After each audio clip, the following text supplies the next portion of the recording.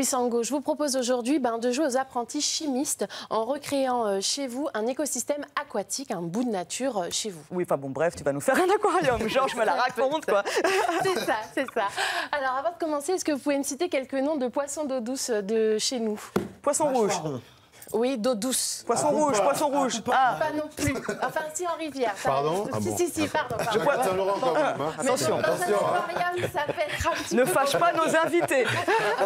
Ça fait 2 garçons. Ah, là, ça commence mal. Je note. Alors, sachez qu'il en existe en tout cas 420 espèces en tout. Donc, vous avez vraiment le choix pour peupler vos aquariums avec des poissons de chez nous au lieu de les acheter. Je trouve ça toujours bien mieux. D'ailleurs, on peut les prendre n'importe où? Oui, vous pouvez les pêcher n'importe où, attention, sauf dans les réserves et les parcs. Interdiction stricte de pêcher dans ces endroits-là, sinon la législation est relativement libre à ce niveau. Alors, à l'occasion de la fête de la science, je me suis rendue au jardin botanique pour rencontrer les membres de l'association Guyane Wild. Excusez-moi. Dis-le en anglais, c'est mieux. Bah, dis-le en français. La nouvelle association d'aquariophilie de Guyane qui fait le lien en fait, entre les pêcheurs, les scientifiques et les amateurs. Et donc, en matière d'aquarium, leur premier conseil, c'est plus c'est grand, plus c'est facile. Pardon? Oui, esprit correct. Ah d'accord, j'ai eu peur, j'ai eu peur. Il n'est que 18h35. Je veux parler de la capacité de votre aquarium, car première erreur que l'on commet tous, on souhaite commencer petit en pensant que ce sera plus simple. C'est vrai. Que nenni, erreur fatale. Ah bon? Équilibrer l'eau d'un petit aquarium est très compliqué, donc n'hésitez pas à investir tout de suite dans du grand. Alors le minimum syndical, selon les aquariophiles, c'est 100 litres. 100 litres, pour être tranquille. Voilà. Deuxième conseil, le filtre. Alors, il faut prendre le temps pour laisser agir les habitants du filtre. Alors, pour que vous expliquiez un petit peu le fonctionnement d'un filtre d'un aquarium, on va prendre l'image d'une ville comme New York. D'accord? Donc, votre aquarium, c'est New York. Et votre filtre, c'est cet objet qu'on met dans l'aquarium ou à l'extérieur. Mais c'est un petit peu votre centre financier, je vais y arriver, centre financier de Manhattan. D'accord?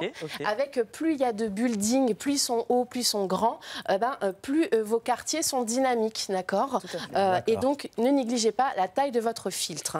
C'est le cœur de votre aquarium. C'est là où se développe un ensemble de bactéries, les habitants, d'accord, qui contribueront donc à l'équilibre de votre eau. Okay, lorsqu'on met en eau un aquarium, il faut être patient pour que ces bactéries puissent se développer. Selon vous, combien de temps il faut attendre avant de mettre votre premier poisson? Moi, j'ai attendu 10 jours. Il est resté vivant, j'ai pensé qu'il allait... Je comprends qu'il est mort, à mon avis. Il a tenu quand même 3 semaines. Voilà, il faut 3 semaines minimum. 3 semaines minimum pour que ces 3 groupes de bactéries qui vont permettre l'équilibre de votre eau puissent se développer. Si vous n'attendez pas ce temps-là, votre poisson, il va mourir. Croyez-en, ma longue expérience d'aquariophile rate. Solution pour accélérer ce phénomène, vous pouvez récupérer le jus. Vous essorez, une éponge d'un filtre d'un aquarium qui est déjà un peu tendancieux quand même. Oui. Attention, Violette. D'accord.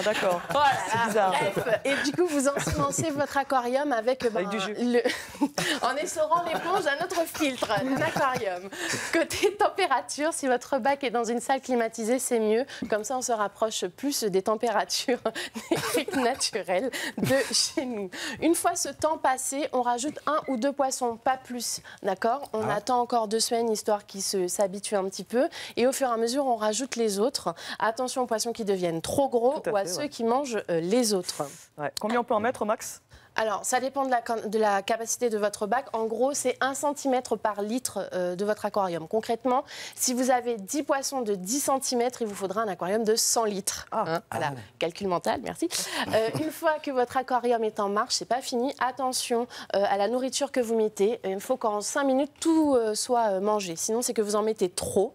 Et puis, pensez à changer une partie de l'eau de votre bac une fois par mois, entre 30 et 40% du volume. Ça apporte de l'air frais dans une maison qui est fermée sans toilette. C'est un peu ça. C'est un peu sale, c'est un peu cochon, effectivement. Attention à l'eau de pluie pure qui est trop acide. Le meilleur mélange, c'est 1/3 d'eau de pluie, 2/3 d'eau du robinet. Petit bonus, vous pouvez mettre une feuille d'amandier dans votre bac. Ça rendra vos poissons super zen. Ça va lâcher un tanin et ça va colorer votre eau. Comme dans les criques, quoi. Exactement.